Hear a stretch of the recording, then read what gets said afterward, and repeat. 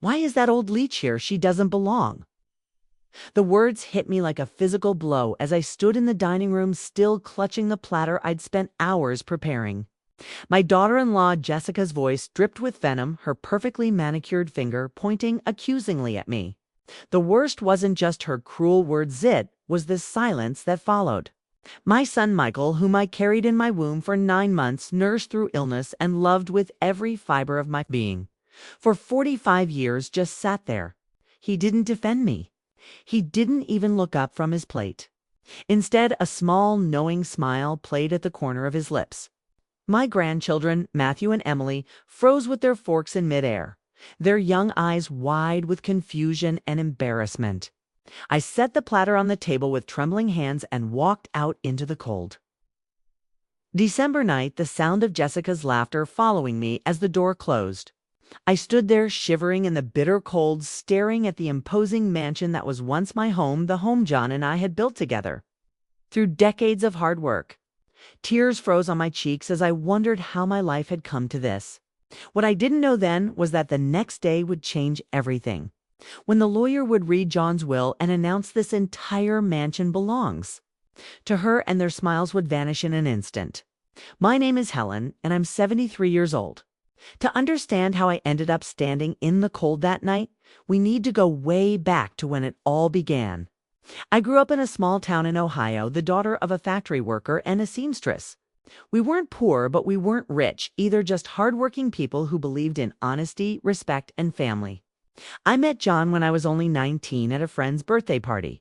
He wasn't particularly handsome in the conventional sense, but there was something about his quiet confidence and kind eyes that drew me in immediately. He was 23, fresh out of college, with big dreams of starting his own import business. Our courtship was simple and sweet: picnics by the Lake Ravine, movies, long walks where we talked about everything and nothing. We married a year later in a modest ceremony at my parents' church, followed by a reception in their backyard. Neither of us wanted to wait. We knew we had found our person, and we were eager to start building our lives together. The first few years were difficult. We lived in a tiny one-bedroom apartment above a hardware store. John worked 14 hours a day trying to establish his business, while I gave piano lessons to neighborhood kids to help pay the bills. We saved pennies, clipped coupons, and sometimes had to choose between paying the heating bill or buying groceries. But we were happy.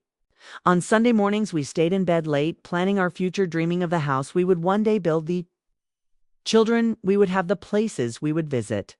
When I became pregnant with Michael after 3 years of marriage, we were overjoyed. Our tiny apartment suddenly seemed even smaller, but we made it work. I transformed the closet into a nursery, sewing curtains from scraps of fabric and painting the walls a cheerful yellow. John worked even harder, determined to support his growing family. By the time Michael was born, John's business had secured its first major contract, importing textiles from India. It wasn't a fortune, but it was a start. As Michael grew, so did John's business. By the time our son was 5, we had moved into a modest 3-bedroom house in a pleasant neighborhood with good schools. By the time he was 10, John's company had expanded to import products from a dozen countries in Asia and Europe. When Michael turned 15, we began construction on what would become our dream home, a spacious mansion on 3 acres in the city's most exclusive neighborhood. I remember the day we moved in. Michael was 16, then a handsome, athletic young man who was the pride of our lives. As we stood in the enormous foyer with its gleaming marble floors and grand staircase, John put his arm around me and whispered, "We did it, Helen, remember? That apartment above the hardware store? Look how far we've come." I nodded, tears in my eyes, feeling blessed beyond measure, but also strangely nostalgic for those simpler times when it was just the two of us against the world. We tried to raise Michael right, to instill in him the same values of hard work and integrity that had guided our lives. But looking back, I wonder if we let him down in some way. Perhaps we gave him too much too easily. Perhaps in trying to give him everything we never had, we inadvertently taught him that he deserved it all without effort. By the time he left for college in Ivy League University, of course, with a generous donation from John to secure his place, there were already signs that Michael saw the world differently than we did. He expected the best of everything as his birthright. His spending habits were extravagant, his attitude toward service workers occasionally bordered on rudeness, and his goals in life seemed centered entirely on accumulating more wealth and status. Then came Jessica. Michael met her during his third year of college. She was studying fashion marketing and came from a family with old money that had largely run out. The first time he brought her home during spring break, I tried to keep an open mind. She was undeniably beautiful, tall, and slender, with perfectly highlighted blonde hair, impeccable makeup and designer clothes that even I could tell cost more than most people's monthly salary. She was polite on that first visit, complimenting our home, asking questions about John's business, showing interest in family photos. But there was something calculating in her eyes, something that made the hairs on the back of my neck stand up. When I mentioned my concerns to John later that night, he dismissed them with a laugh. "She's just trying to impress us, Helen. Give the girl a chance." And so I did. Or at least I tried. The engagement came after just 8 months of dating. The ring was an enormous FICORA diamond that Michael had purchased using his trust fund without consulting either of us. Wedding plans quickly morphed into something that felt more like a royal coronation than a celebration of love. Jessica wanted everything a designer. Gown that cost as much as a small car, a venue that had to be booked 2 years in advance, exotic flowers flown in from South America, a guest list of over 400 people, most of whom were her connections whom Michael had never met. John footed the bill without complaint, $350,000 for a single-day celebration. When I gently suggested that perhaps the money could be better used as a down payment on a house for them, or invested in their future, Michael looked at me as if I'd suggested they get married at a fast food restaurant. "Mom, this is the most important day of our lives. We can't cut corners." Jessica just smiled that smile of hers, the one that never reached her eyes. The wedding was as extravagant as promised, a glittering affair featured in several glossy magazines. Their honeymoon was a month-long tour of Europe's most exclusive resorts. When they returned, Jessica made it clear that the modest 3-bedroom home John had bought them as a wedding gift, in addition to paying for the wedding itself, simply wasn't adequate. "Michael deserves to live in a home that reflects his status," she said over Sunday dinner, as if her husband weren't sitting right there and could speak for himself. "We're looking at properties in Lakewood Heights." Lakewood Heights was the most expensive gated community in the state, where homes started at $3 million. John and I exchanged glances across the table, but he just sighed and nodded. 2 months later, he bought them a $4.2 million mansion paying cash. I bit my tongue, but my heart ached at how easily my husband was manipulated by this woman who had entered our lives and now controlled our son like a puppet on strings. The early years of their marriage set the pattern for what was to come. Jessica redecorated their new home 3 times. In 2 years, discarding perfectly good furniture and artwork because it was last season, Michael, who had joined John's company as a vice president after graduation, a position he certainly hadn't earned through experience or merit, began making increasingly risky business decisions, often against John's advice. He bought luxury cars, joined the most exclusive country club in town, and took frequent business trips that seemed to involve more golf and parties than actual business. Through it all, Jessica maintained a carefully crafted public image. The devoted wife, the gracious hostess, the perfect mother tobe. But behind closed doors, the cracks were already showing. Twice I overheard them arguing about money when they thought no one was listening. Despite their enormous income and the millions John had already given them, they were spending beyond their means. Jessica's shopping addiction was out of control, with daily deliveries of luxury items piling up on their doorstep. When my first grandson, Matthew, was born, I thought things would get better. Surely a baby would awaken Jessica's maternal side, help Michael mature, and recognize what truly mattered in life. For a brief moment, it seemed possible. The first time I held Matthew in my arms with Michael looking on proudly, I felt a surge of hope for our family's future. I offered to help with the baby as any grandmother would. At first, Jessica accepted, probably more for the convenience of having someone to care for the baby while she resumed her social life than because she truly valued my presence. I went to their house 3 or 4 times a week, caring for Matthew, cooking, cleaning, all in an attempt to be helpful and bond with my daughter-in-law. But as the weeks passed, I began to notice a troubling pattern. Jessica criticized everything I did: the way I held Matthew, the songs I sang to him, the clothes I dressed him in. "That's not what the childcare books say to do," she would say sharply, stepping forward to take him from my arms if he so much as whimpered. 2 years later, Emily, my granddaughter, was born. Once again, I stepped up my visits to help. John, already in more fragile health after a mild heart attack, insisted I not overexert myself. But as a grandmother, I couldn't stay away from the children. It was around this time that I began to notice more drastic changes in Jessica's behavior. She began to complain about everything I did. The food was overseasoned, I spoiled the children too much. My presence disrupted their routine. Nothing I did was right in her eyes. The children, however, seemed to thrive on our time together. Matthew would run to me with books to read, and Emily's first smile was during one of our grandma days. These moments became my lifeline, the bright spots in an increasingly tense family dynamic. Meanwhile, John's health began to decline. Years of stress running his business, coupled with a family history of heart problems, resulted in a mild heart attack when he was 68. His doctor prescribed bed rest, a strict diet, and reduced work hours. I took on the role of his caregiver, managing his medications, preparing heart-healthy meals, and accompanying him to doctor's appointments. Michael should have taken on more responsibility at that moment, in the company to ease his father's burden. Instead, he used John's illness as an opportunity to make even more unilateral decisions, some of which put the company in serious financial jeopardy. When John tried to intervene, Michael accused him of not trusting him, of being unable to relinquish control. "The company needs to evolve, Dad. Your old-fashioned ways aren't working anymore." John would return home from these confrontations, gray-faced with exhaustion and hurt. Jessica's attitude toward me worsened during this period. If I dared defend John or question Michael's business decisions during family dinners, she would exchange knowing glances with Michael, as if I were the confused elderly woman who didn't understand the modern world. On one particularly painful Sunday, I overheard her in the kitchen telling her sister on the phone, "We just have to put up with the old people for a little while longer.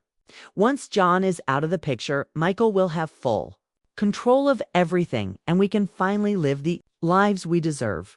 I stood frozen in the hallway, the pitcher of lemonade I was carrying suddenly unbearably heavy in my hands.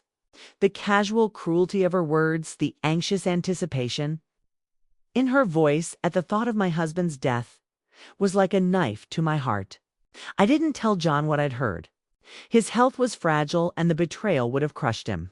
Instead, I began paying closer attention to the company's finances, the documents John brought home, the discussions about the business.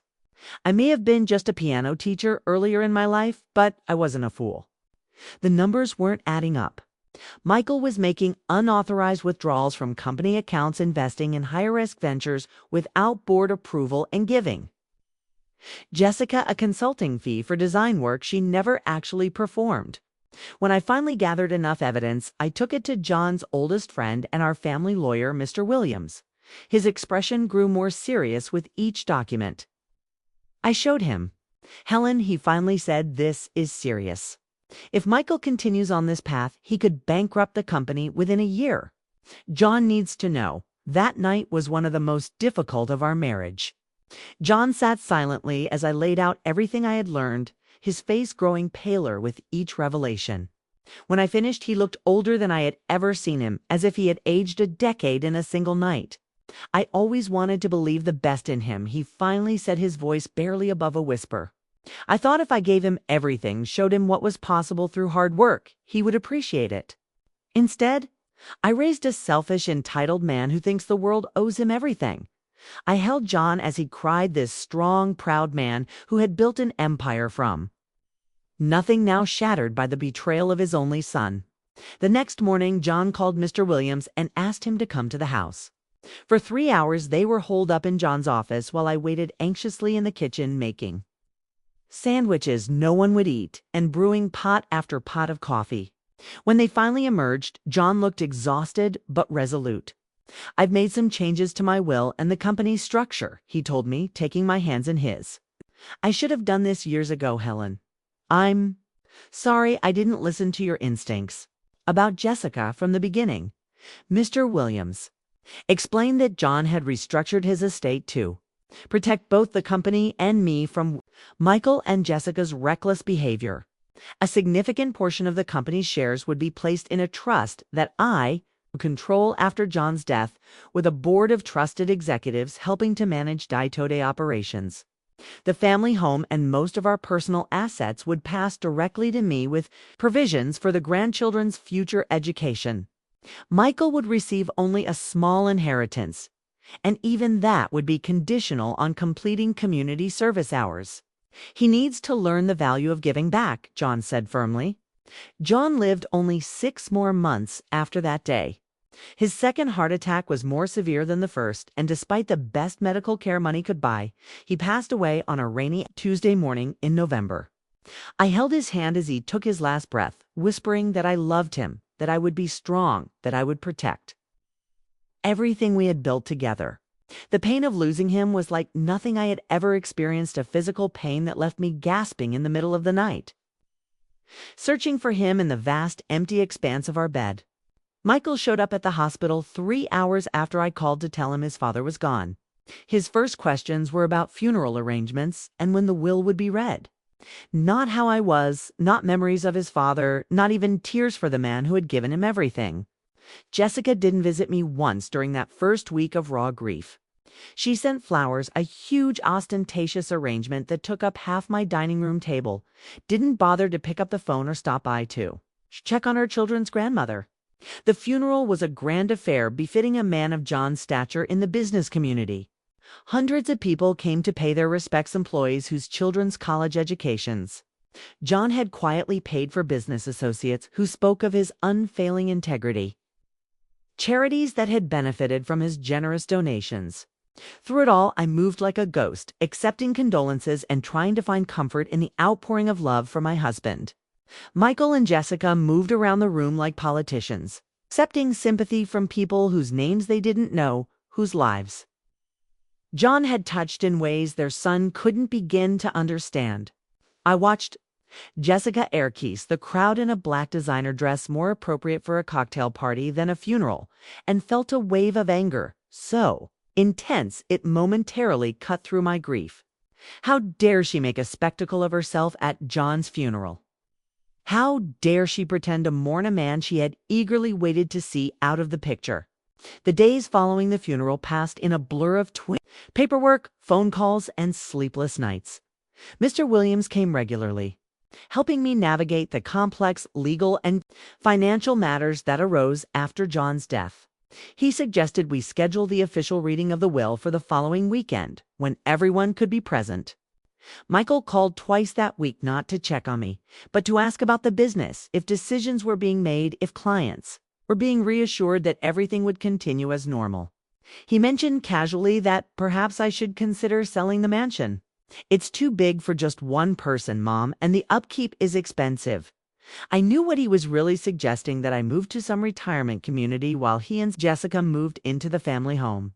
The thought made me physically ill.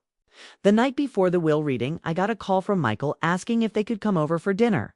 I was surprised it was the first social invitation they'd extended since John's death, but I agreed, thinking perhaps grief had finally broken through his self-absorption.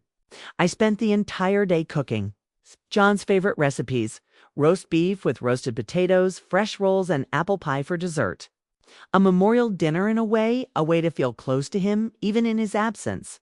They arrived at 7 p.m., sharp. Michael, Jessica, Matthew, and Emily. The children ran too, hugged me, and for a moment everything seemed almost normal. Matthew showed me a drawing he'd done at school, while Emily clung to my leg, asking if I'd play the piano for her after dinner. Jessica was unusually pleasant, complimenting the house, the table setting, even offering to help in the kitchen. I should have known then something was wrong. Jessica never offered to help with anything. Dinner started pleasantly enough. Michael opened one of John's expensive bottles of wine, proposing a toast to Dad. We ate, chatting superficially about the kids' school and activities. It wasn't until dessert that the mood changed. Jessica put down her fork and looked at Michael with a small nod, as if giving him permission to speak. He cleared his throat awkwardly. Mom, Jessica and I were thinking about your situation. You're alone in this big house now, and at your age it can't be easy to maintain. I felt a shiver run down my spine, but I kept my expression neutral. We found a very nice retirement community about 20 minutes from here. It's exclusive, has great amenities, and most importantly, would give you a built-in social circle of people your own age. I looked at him, waiting for the joke, but it never came. He was serious. And what would happen to this house? I asked calmly, already knowing the answer. Michael had the grace to look slightly embarrassed. Well, Jessica and I thought we could move here. The kids love it here, and it makes sense to keep the family home in the family. Jessica then entered, her voice syrupy sweet. We've already started looking at some furniture that would work with the existing architecture. Of course, we'd keep some of your favorite pieces if you'd like, but the rest would probably be donated. The master suite would need a complete renovation, no offense, but it's a bit outdated. She actually pulled out her phone and started showing me modern bedroom designs, as if I'd already agreed to this outrageous proposal. As if I'd simply handed over the house I built with John, where every corner held memories of our life together. I put down my napkin and looked at them both. This is my home, I said simply. John and I built it together. I have no intention of moving to a retirement community or anywhere else. Jessica's pleasant facade fell immediately. Don't be ridiculous, she snapped. You can't possibly need all that space. It's selfish, really, when we have a growing family. Michael put his hand on her arm, trying to silence her, but she was just getting started. Besides, after the reading of the will, tomorrow decisions might be made by you anyway. John was a businessman above all else. He would want his assets to be put to their best use, not tied up with some sentimental old woman. The cruelty of her words hung in the air between us. Matthew and Emily stared down at their plates, clearly uncomfortable. Michael shifted in his chair but didn't contradict his wife. It was then that Jessica said the words that would change everything. Looking directly at Michael loud enough for everyone at the table to hear, she said, "Why is that old leech here? She doesn't belong in this family. We've put up with her for years, pretending to care just to keep the old man happy. Now that he's gone, we don't have to keep up the charade." The venom in her voice, the utter contempt in her eyes, it was as if she had finally completely removed her mask, revealing the monster that had been lurking beneath the surface all along. Michael didn't defend me. He didn't tell her to stop. He just sat there, a small smile playing at the corners of his mouth, as if her cruelty amused him. It was in that moment that I realized I had lost not only my husband, but my son as well. The little boy I had raised, the young man I had been so proud of, he was gone, replaced by this stranger who could sit silently while his mother was verbally torn apart. I stood slowly, my legs shaking, but my spine straight. Without a word, I walked out of the dining room into the cold night air, needing to escape before I collapsed in front of them. I stood on the porch, staring up at the stars, tears freezing on my cheeks in the December chill. I could hear them inside. Jessica's shrill laughter, the clinking of wine glasses, as if kicking me out of my own table was cause for celebration. I don't know how long I stood there, but eventually I heard the front door open and close, the sound of their car starting and driving away. They didn't even say goodbye to me. They didn't even check to see if I was okay standing outside in the freezing cold. I returned inside to a dining room littered with the remains of our meal dishes. They hadn't bothered to clean crumbs. They hadn't bothered to wipe up. As I methodically washed each plate, each glass, made a silent promise to John that I wouldn't let them destroy everything we had built.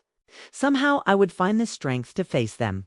I barely slept that night, my mind racing with pain, anger, and fear. What if Jessica was right? What if John had changed his mind at the last minute? What if, despite our conversations and his promises, he had left everything to Michael out of some misplaced sense of paternal obligation by the time the doorbell rang at 1000? The next morning, I was exhausted but resolute. Whatever happened, I would face it with dignity. Mr. Williams arrived first, his kind face creased with concern when he saw the dark circles under my eyes. "Are you okay, Helen?" he asked quietly as I grabbed his coat. I nodded, not trusting myself to speak without breaking down. Michael and Jessica arrived 20 minutes later, both dressed as if for a business meeting, he in an expensive suit. She in a black dress that probably cost more than most people's monthly mortgage. She didn't look at me as they entered, heading straight for the living room as if she already owned the place.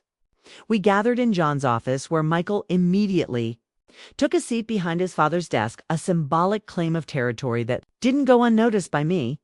Mr. Williams remained standing, removing a thick envelope from his briefcase. "Before we begin," he said formally, "I want to make it clear that this is the final and legally binding will of John Harrison, executed 3 months before his death with all appropriate witnesses and legal protocols observed. It cannot be challenged without significant evidence of duress or mental incapacity, neither of which existed." He glanced briefly at Jessica as he said this, and I knew he was anticipating her reaction. She sat up straighter in her chair, a confident smile playing on her lips.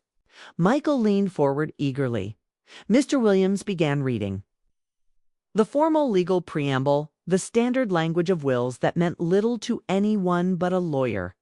Then he got to the heart of the document. "I, John Harrison, being of sound mind, do hereby bequeath my estate as follows." He paused, adjusting his glasses, and I found myself holding my breath. "To my wife, Helen Harrison, with whom I have shared 48 years of life, I leave our family home at 1420 Lakeview Drive and all its contents to use and dispose of as she sees fit for the remainder of her natural life." Jessica's smile faltered slightly, but she didn't seem overly concerned. Surely the real assets, the company, the investments, the money would come to Michael next. Mr. Williams continued, "I also leave to Helen all personal bank accounts, investment portfolios, and 60% of the voting shares in Harrison Imports International, giving her a controlling interest in the company I built. With her unwavering support and love." The silence in the room was absolute. Jessica's face had drained of color, her confident smile replaced by an expression of utter disbelief. Michael had stood completely still, like a statue behind his desk. Mr. Williams, seemingly oblivious to the bombshell he had just dropped, continued reading to my son Michael Harrison. "I leave a one-time cash payment of $25,000 payable upon completion of 500 hours of community service with one of the charitable organizations listed in Appendix A hereof. This service is to be verified by the director of the organization and witnessed by the executor of this will." He then looked up, his eyes meeting Michael's shocked gaze. "I also leave him my wristwatch collection and my personal journals in the hope that he may one day understand the values that built our family fortune, values that, to my great regret, he seems to have forgotten." Jessica exploded, then jumping to her feet, her face contorted with rage. "This is ridiculous. This can't be legal. He was sick. He wasn't thinking clearly." She turned to me, pointing an accusing finger. "You did this. You manipulated a dying man to steal what rightfully belongs to Michael." Mr. Williams calmly placed the will back in its envelope. "Miss Harrison, I can assure you that John was completely lucid when he made these changes. In fact, he had been contemplating them for some time, based on concerns about Michael's business decisions and personal behavior. If you wish to challenge the will, you certainly have the right to try, but I must warn you that John left extensive documentation explaining his reasoning, including financial records showing unauthorized withdrawals from company, accounts, failed investments made against board recommendations, and numerous other actions that could potentially be considered corporate misconduct." Michael hadn't moved or spoken since the reading began, but now he looked up, his face ashen. "Dad knew about everything." Mr. Williams nodded grimly. "Yes, Michael, he knew. He waited until the very end for you to come to him. Confess, redeem yourself. When you didn't, he felt he had no choice but to protect the company and your mother from further harm. Jessica wasn't finished. Turning to me with venom in her eyes, she hissed, "This isn't over. We're going to fight this with every lawyer we can find. You'll be tied up in court for years. When it's over, you'll wish you'd taken that nursing home offer." I stood then, finding a strength I hadn't known I possessed. Looking directly at my son, not Jessica, who is now nothing to me, I said calmly, "Michael, you and Jessica need to leave now. You can call Mr. Williams to arrange for your father's watches and diaries to be removed. As for the rest, this house and everything in it belongs to me. You have 30 days to remove any personal items you may have left here over the years. After that, anything remaining will be donated to charity." Jessica stormed out, slamming the front door so hard that a picture fell from the wall in the hallway. Michael remained behind, looking lost, like the little boy who used to come to me with scraped knees and bruised feelings. For a moment I thought he might apologize, might try to make amends. Instead, he said, "You won't be able to run the company, Mom. You don't have the experience or the knowledge. You'll bankrupt it within a year. Then you'll come begging me to take over." The cruelty of his words, so similar to his wife's, shattered something inside me, the last thread of hope that somewhere inside this cold, calculating man was the son I had raised and loved. "Goodbye, Michael," I said, simply turning away so he wouldn't see the tears welling up in my eyes. After they left, Mr. Williams stayed, making sure I was okay, explaining in detail how the company would be run from now on. John had arranged for a trusted team of executives to handle day-to-day operations, with me having the final say on major decisions. "You won't be alone in this, Helen," he assured me. John made sure of that. He knew Michael and Jessica wouldn't take kindly to this, so he arranged for security at the house and at the company headquarters. "If they try anything legally or otherwise, we're prepared." I thanked him, walking him to the door on legs that felt like they might give way at any moment. Once he was gone, I allowed myself to collapse on the couch, the events of the last 24 hours finally catching up with me. The weeks that followed were a blur of legal meetings, company briefings, and sleepless nights. True to her word, Jessica hired a team of aggressive attorneys who filed motion after motion challenging the will. Each was consistently rejected by the courts, as Mr. Williams had predicted. Michael, meanwhile, made a desperate move to rally company employees and board members to his side, claiming I was mentally unfit to have any role in the business. His efforts backfired spectacularly when several longtime employees came forward with stories of how he had mistreated them over the years in stark contrast to John's respectful leadership. The final straw came when a courageous executive produced emails proving that Michael had been secretly negotiating to sell the company to a competitor, planning to take the money and leave all the employees, who had served loyally for decades, without jobs. The most painful part of this period was being separated from my grandchildren. Jessica refused to let me see them, telling them I was sick and confused. I sent cards, gifts, and tried to call. My efforts were rejected or intercepted. I would drive by their school sometimes, just hoping to catch a glimpse of them on the playground, but after Jessica saw me once and threatened to get a restraining order, I stopped. The loss of these precious relationships felt almost as devastating as losing John. Children grow so quickly. Every month without seeing them meant missing important moments I could never get back. I filed for grandparental visitation rights, a process that dragged on for months in family court, with Jessica fighting me every step of the way. As the legal battles continued, I slowly began to find my way in my new reality. The team John had put in place was experienced and supportive, patiently explaining aspects of the business I didn't understand, valuing my input on decisions where I had insight. To everyone's surprise, including my own, the company not only survived the transition, but began to thrive. Without Michael's risky ventures draining resources, we were able to reinvest in core areas of the business and expand in a measured and sustainable manner. 6 months after taking over, we posted the highest quarterly profits in the company's history. The vindication was sweet but hollow without John there to share it with me. My personal life also underwent a transformation. For decades, I had defined myself primarily as John's wife and Michael's mother. Now, I had to rediscover who Helen Harrison was on her own terms. I started small redecorating parts of the house to better reflect my personal taste, resuming hobbies I'd abandoned years ago, reconnecting. With old friends I'd lost touch with as family. Obligations took precedence. I joined a grief support group at the local community center where I met other widows and widowers, navigating the same lonely path. Among them was George, a retired English teacher who had lost his wife to cancer 2 years earlier.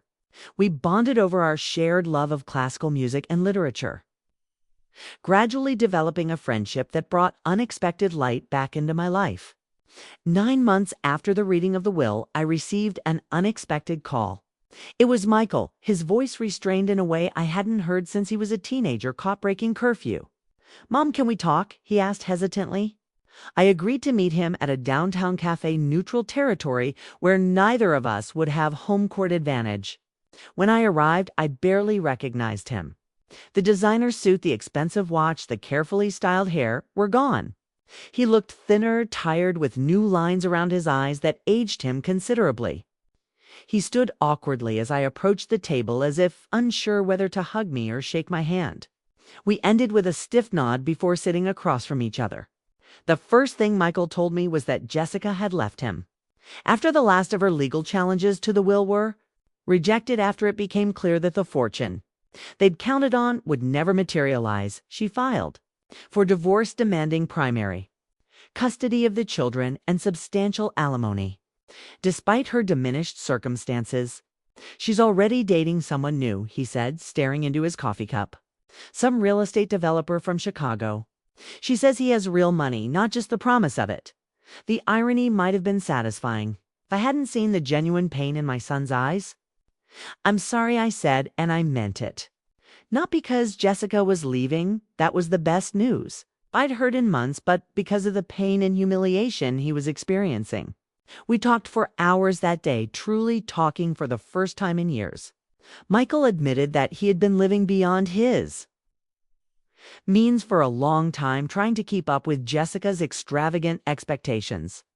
I kept thinking that if I could just close one big deal, make one smart investment, everything would be okay. I could replace the money I'd taken, pay off the loans before Dad noticed. He confessed to constantly feeling inadequate compared to John, constantly striving to prove himself worthy of the Harrison name and fortune. "I know it's no excuse," he said, tears in his eyes. "What I did was wrong. How I treated you was unforgivable. I let Jessica poison everything, my relationship with Dad, with you, even my own values. I don't expect you to forgive me, but I needed you to know that I understand now. I understand what Dad was trying to teach me." I'd like to say I hugged him right then and there. That motherly love instantly healed all wounds. But real life isn't that simple, and true forgiveness doesn't come cheap. "I appreciate you telling me that," I said carefully. "But trust, once broken, takes time to rebuild. I'm willing to try for myself and the children. But there are conditions." I laid them out clearly. He would need to complete the community service required in John's will, not just to receive his inheritance, but to truly give back. He would need to continue the therapy he'd begun after Jessica left. Most importantly, he would need to support my right to be in my grandchildren's lives, fighting Jessica's opposition if necessary. Michael agreed to everything, seeming almost relieved to have clear boundaries and expectations. Our reconciliation was slow and often awkward. We began with short supervised visits with the children. Jessica couldn't stop these after the court granted me visitation rights, though she made the exchanges as difficult as possible. Matthew, now 11, was initially reserved, clearly confused by the conflicting narratives he'd been given about why his grandmother had disappeared from his life. Emily, at 9, was more openly affectionate, rushing to hug me on our first meeting. Over time, as these visits became more regular, the children relaxed and our bond began to strengthen again. Michael attended some of these visits, slowly rebuilding his own relationship with his children. After the bitter custody battle left them uncertain and anxious, as Michael completed his community service hours working at a homeless shelter.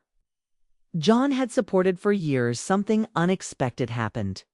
He discovered he had a talent for connecting with people in crisis, for listening without judgment to stories of hardship, and poor choices. The shelter director mentioned this to me during one of my regular donation drops. "Your son has a gift," she said. "He's changed since he started here." Lesson titled, "More Compassionate." The residents trust him, which doesn't come easily with their backgrounds. When Michael received his inheritance, the $25,000 that had once seemed insultingly small compared to what he'd hoped for, he donated half of it back to the shelter for a new job training program. The gesture was genuine, not calculated for my approval or anyone else's, and it gave me the first real hope that the son I'd raised was finding his way back to the values we'd tried to instill. 3 years after John's death, the family gathered at the mansion for Thanksgiving dinner. The dining room where I had been humiliated and cast out into the cold was now filled with warmth and genuine affection. Michael and the children, George, now a dear friend and frequent companion, Mr. Williams, and his wife, and several of the support group. Friends who had become like family to me. Jessica had moved to Chicago with her real estate. Developer boyfriend seeing the children only on major holidays, and the occasional weekend, her influence in their lives gradually fading as she focused on her new relationship. As I looked around the table at these people who had helped me rebuild my life from the ashes of betrayal and loss, I felt John's presence strongly, as if he were nodding in approval from wherever he was. After dinner, while the others retired to the living room for coffee and dessert, I found Michael alone in John's office, staring at the wall of family photographs. "I miss him," he said simply when I joined him. I wish I could tell him I finally understand what he was trying to teach me all those years. That it was never about the money or the business. It was about integrity, about family, about leaving something meaningful behind. I placed my hand on his arm, feeling the muscle tense and then relax under my touch. "He knows," I said softly. "Wherever he is, he knows." We sat in companionable silence, staring at a photograph of John holding newborn Michael, his face alight with the special joy of new fatherhood. "I have something to tell you," Michael said eventually. "I was offered a job. A real one, not at my father's company, not because of the Harrison name. The shelter director knows someone who runs a nonprofit helping ex-offenders transition back into society. They need a program coordinator, someone who can relate to people who have made mistakes and want a second chance." The pride I felt in that moment was immeasurable.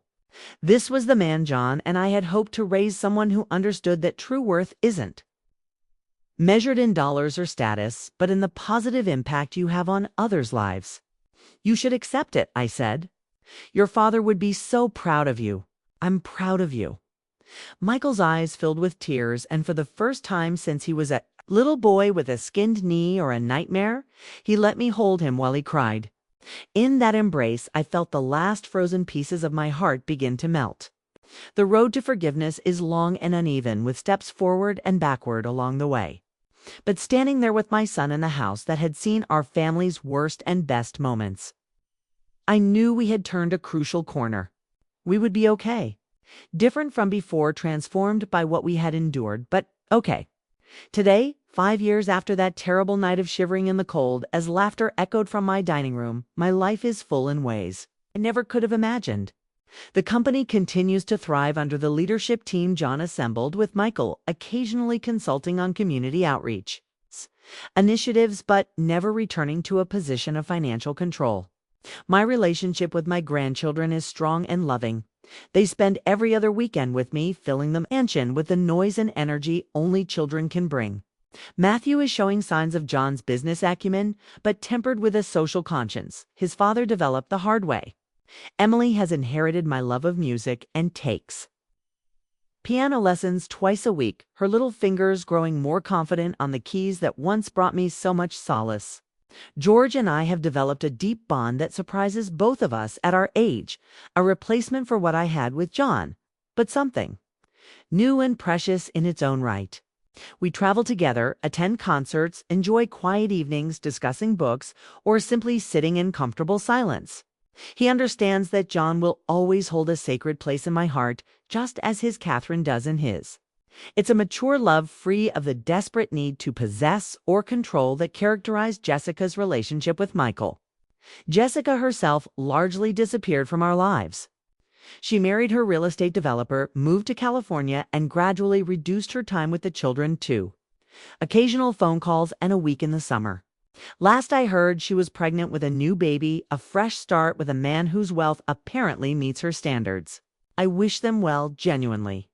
Life is too short for lingering resentment. As for me at 78, I've discovered that age brings not only wisdom but also freedom from other people's expectations, from social pressures, from the need to please everyone at my own expense. I established a scholarship foundation in John's name, providing educational opportunities for underprivileged students interested in international business. I volunteer at the same shelter where Michael found his calling, teaching basic financial literacy to residents preparing to re-enter independent life. I've even started art classes, discovering a latent talent for watercolor painting that brings me quiet joy. My life is rich and meaningful, built on the ashes of what was destroyed, but stronger for having withstood the fire.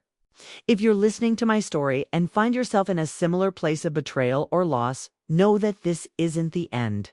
Standing outside in the cold, cut off from what you thought was your place in the world, it's like the final chapter, but it's not. It's just the moment before the page turns to something new. You have more strength than you know, more resilience than you believe possible.